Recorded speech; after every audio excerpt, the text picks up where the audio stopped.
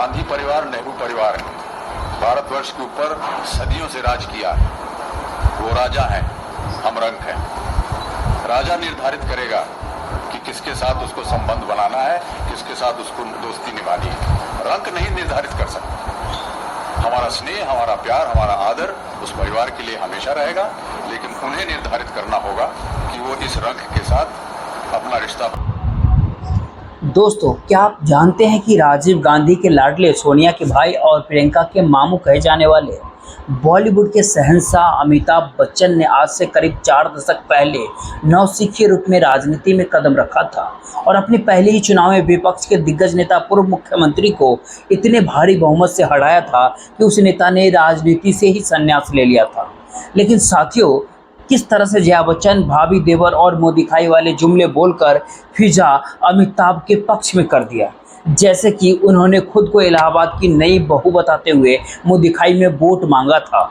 और जब प्रचार के दौरान अमिताभ बच्चन का रोड शो शहर में जाम सिंह गंज में पहुंचा, तब वहां पहले से मौजूद कुछ लड़कियों के काफिले ने आने से पहले अमिताभ के स्वागत में अपने दुपट्टे सड़क पे बिछा दिए थे। और कैसे अमिताभ ने अपने ही प्रतिद्वंदी हेमवती नंदन बहुगुणा से चुनाव जीतने का आशीर्वाद लिया और चुनाव इस कदर से जीता कि मतगणना के दौरान अमिताभ बच्चन के 4000 वोट रद्द हो गए। दरअसल ये अमिताभ के उन लेडी फैंस की वोट थे जिन्होंने मतपत्र पे मोहर के बजाय लिपस्टिक वाले किस मार्क्स लगाकर वोट डाला था, मगर फिर भी अमिताभ बच्चन को करीबन 68% वोटिंग मिली थी। इससे बहुगुणा जी को इतना बड़ा झटका लगा कि उन्होंने राजनीति से ही संन्यास ले लिया। दरअसल 80 के दशक में सुपरस्टार अमिताभ बच्चन ने अपनी बचपन के दोस्त राजीव गांधी के कहने पर ही राजनीति में कदम रखा था, मगर फिर कुछ ऐसा हुआ कि प्रधानमंत्री राजीव गांधी ने ही अमिताभ को लोकसभा से इस्तीफा देने के लिए कह दिया। आखिर वो कौन सी गलतफहमी थी जिसने राजीव और अमिताभ की गहरी दोस्ती में दरार डाल दी? आखिर क्यों अमिताभ ने राजनीति से हमेशा हमेशा के लिए संन्यास ले लिया था? जानेंगे बॉलीवुड के शहंशाह की राजनीतिक सफ़र की ऐसी कुछ अनसुनी अनकही कहानियां। लेकिन उससे पहले आप जो भी लोग हैं, वीडियो को लाइक और चैनल को सब्सक्राइब जरूर कर दीजिएगा। दोस्तों, 80 के दशक में राजीव गांधी और अमिताभ बच्चन को भारतीय राजनीति का जय वीरू के नाम से नवाजा जाता था और वरिष्ठ पत्रकार रशीद किदवई अपनी किताब में लिखते हैं कि अमिताभ और राजीव गांधी की नज़दीकियाँ इतनी थी कि कई बार सरकार के कुछ अहम फैसले भी अमिताभ बच्चन से मशवरे के बाद लिए जाते थे और राजीव की सिर्फ एक आवाज़ पर अमिताभ ने एक्टिंग छोड़ राजनीति में उतरने का फैसला कर लिया था। लेकिन साल 1984 के उस ऐतिहासिक इलेक्शन के बारे में जानने से पहले हमें घड़ी के कांटे को उल्टी दिशा में घुमाकर राजीव और अमिताभ की बचपन की एक झलक देखनी पड़ेगी। साल था 1950। इंदिरा गांधी और तेजी बसंत काफ़ी अच्छी सहेली थी। 11 अक्टूबर के दिन तेजी ने गांधी परिवार को अपने बेटे अमिताभ की जन्मदिन पार्टी में शामिल होने का न्योता दिया था। 4 साल के अमिताभ और 2 साल के राजीव की पहली मुलाकात हुई।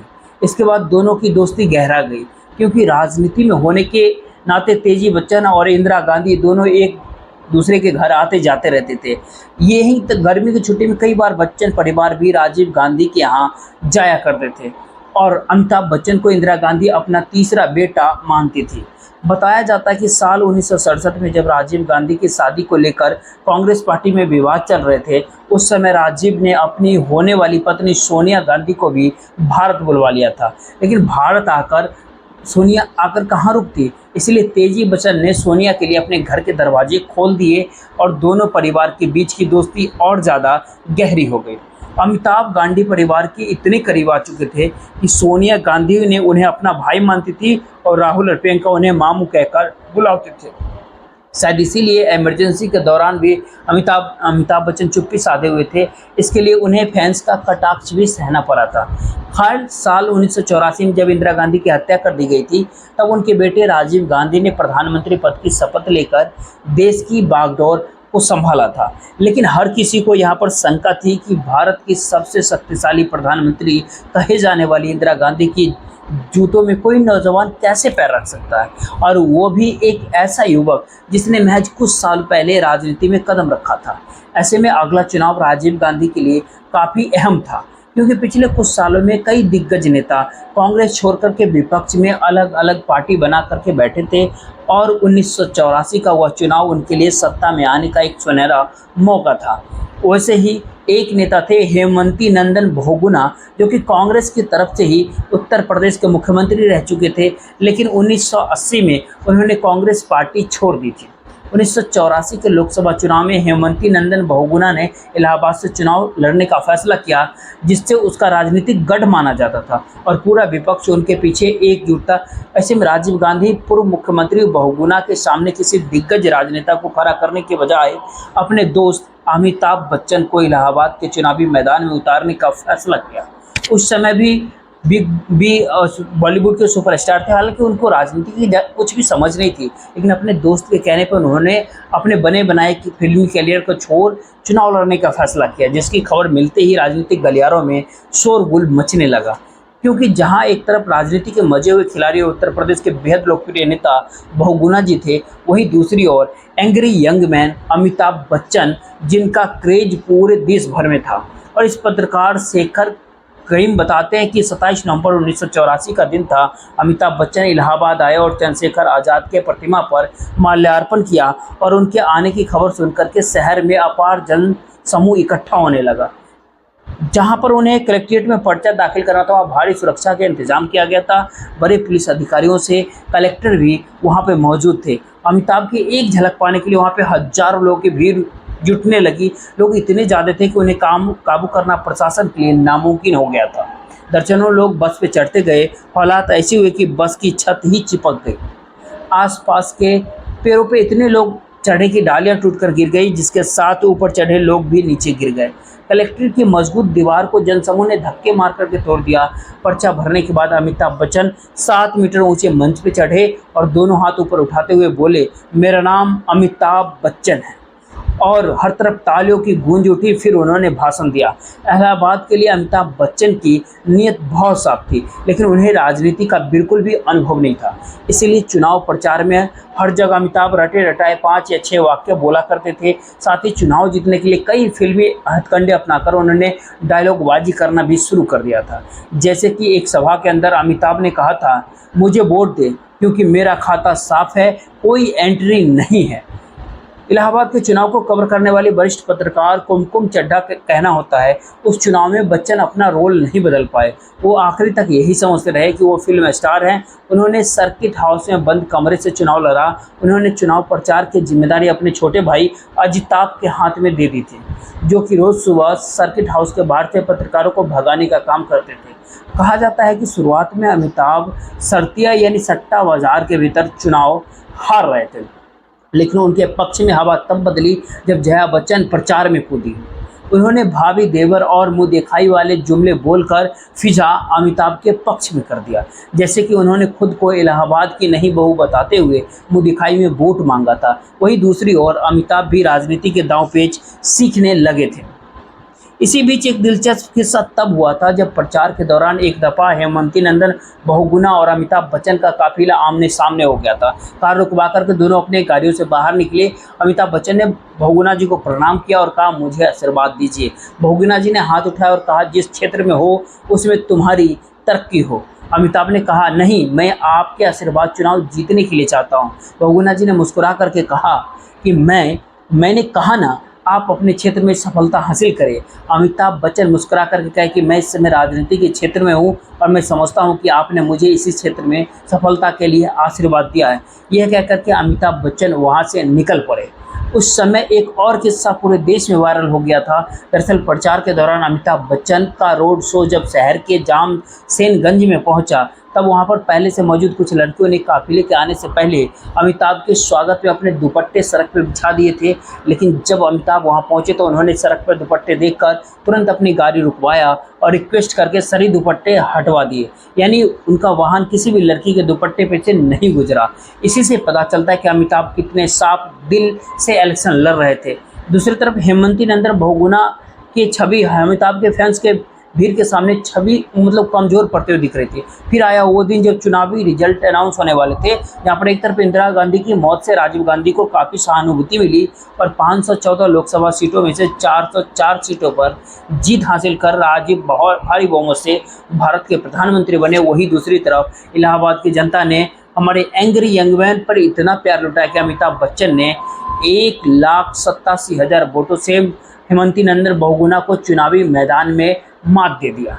हालांकि यहाँ पर एक मज़ेदार कहानी ये है कि काउंटिंग के दौरान अमिताभ बच्चन के 4,000 वोट रद्द हो गए थे। दरअसल ये अमिताभ के उन लेडी फैंस के वोट थे जिन्होंने मतपत्र पर मोहर के बजाय लिपस्टिक वाले किस मार्क्स लगा करके वोट किया था, मगर फिर भी अमिताभ बच्चन को करीब 68% वोट पड़े थे, जिससे बहुगुणा जी को इतना बड़ा झटका लगा कि उन्होंने राजनीति से ही संन्यास ले लिया। जबकि अमिताभ बच्चन इलाहाबाद से लोकसभा सांसद बन गए। हालांकि करिश्माई जीत पर सवार राजीव गांधी और अमिताभ बच्चन का रंग 2 साल के भीतर ही फीका पड़ने लगा। बफोर्स घोटाले का बवाल मचा और बेकसूर होने के बावजूद खुद पर उगती उंगलियां देख करके अमिताभ ने राजनीति से हमेशा के लिए तौफा कर लिया। लेकिन घोटाले के दाग ने राजीव को सत्ता से बेदखल कर दिया और समय मौत ने राजीव को दोबारा वापस राजनीति में लौटने का मौका ही नहीं दिया। वहीं अमिताभ बच्चन के इस्तीफे का ब्यौरा देते हुए राजनीति का चाणक्य कहे जाने वाले माखन लाल को उद्देदार अपने किताब में लिखे थे। मुझे वो दिन काफ़ी अच्छी तरह से याद है। अमिताभ राजीव जी से मिलने आए थे। करीब 2:45 पर उनकी बात शुरू हुई थी। सफ़ेद कुर्ता पैजामा पहन अमिताभ काफ़ी अच्छे लग रहे थे। प्रधानमंत्री के घर 7 रेज कोर्ट रोड में जब ये लोग बैठे तो राजीव ने कहा, वो होतेदार जी चाहते हैं कि आप इस्तीफा दे दें। मैं स्तब्ध था क्योंकि इस बारे में दोनों से मेरी कोई बातचीत नहीं थी। लेकिन ऐसे में अमिताभ ने जवाब दिया कि अगर वो चाहते हैं तो मैं इस्तीफा दे दूंगा। और उसी समय अमिताभ जी ने इस्तीफा लेकर के स्पीकर को भिजवा दिया। इस तरह इस घोटाले में अमिताभ और राजीव की बचपन की दोस्ती में दरार डाल गई। हालांकि यहाँ गौर करने वाली बात है कि अमिताभ और राजीव दोनों में इसमें कोई इस घोटाले में आरोपी नहीं था। जी हाँ, जहाँ स्कैम को लेकर के चल रहे कोर्ट केस में पुलिस जीप की गवाही के बाद अमिताभ को क्लीन चिट मिल गई थी। वहाँ घोटाले का कोई भी सबूत राजीव की तरफ नहीं ले गया क्योंकि राजीव खुद इस घोटाले से अनजान थे। लेकिन अमिताभ और राजीव की दोस्ती पहले जैसे हो पाती कि उससे पहले ने राजीव ने इस दुनिया को अलविदा कह दिया। अब तक सोनिया भी अमिताभ को राखी बंधना छोड़ चुकी थी। हालांकि जब बच्चन परिवार के घर आर्थिक तंगी ने दस्तक दी तब समाजवादी पार्टी के नेता अमर सिंह ने उनकी मदद की। इसलिए जया बच्चन समाजवादी पार्टी के साथ जुड़ गई, जहां उन्हें राज्यसभा सांसद बनाया गया। आपको एक बात और बता दें कि वहीं दूसरी तरफ कांग्रेस की कमान सोनिया गांधी ने संभाली थी। ये वही दौर था जब बच्चन और गांधी परिवार के रिश्तों में आए खटास की चर्चा हर तरफ पूरे देश में होने लगा था। अपने रिश्तों को लेकर के हमेशा खामोश रहने वाले दोनों परिवार ने बिना नाम लिए एक दूसरे को ताना देना शुरू किया।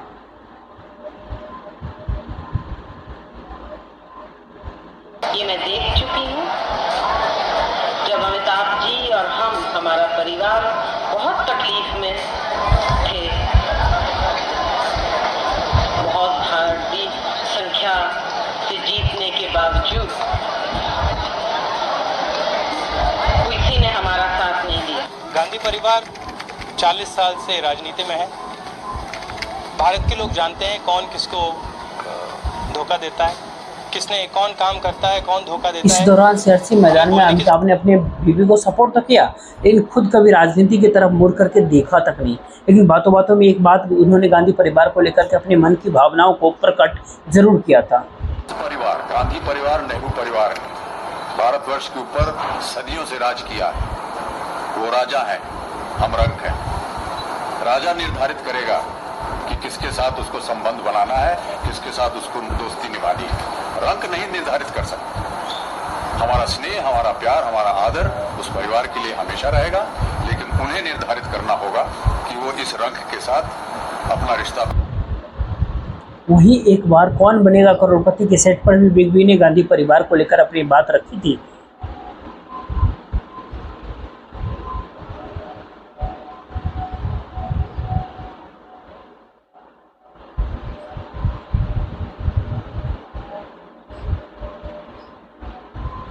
खैर, आज इलाहाबाद के चुनाव को 4 दशक बीत चुके हैं, लेकिन न तो गलतफहमी की वजह से हुए गांधी और बच्चन परिवार के मनमुटाव दूर हुए हैं और न ही बिग बी ने कभी राजनीति में कदम रखा है। दोस्तों, गांधी परिवार और बच्चन परिवार के इस मनमुटाव के बारे में आपकी राय क्या है? कमेंट्स में ज़रूर बताइएगा और वीडियो अच्छा लगा हो तो इसको लाइक शेयर कमेंट करके ज़रूर शेयर कीजिए। जय हिंद, जय भारत।